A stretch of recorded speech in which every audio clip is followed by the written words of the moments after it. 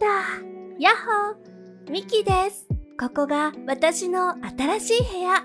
東京の小さな小さなワンルーム。狭いでしょ？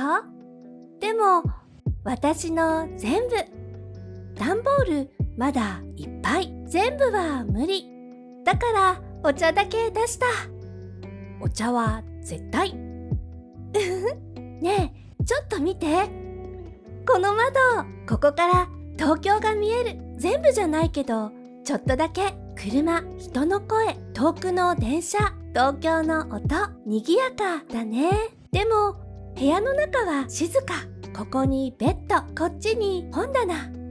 あの壁に何か欲しいな。ちょっとずつ形にしていこう。でも、今日はまだ静か。一人だからかな。寂しい？大丈夫。だってこれからここでいろいろ始まるから。私の新しい生活。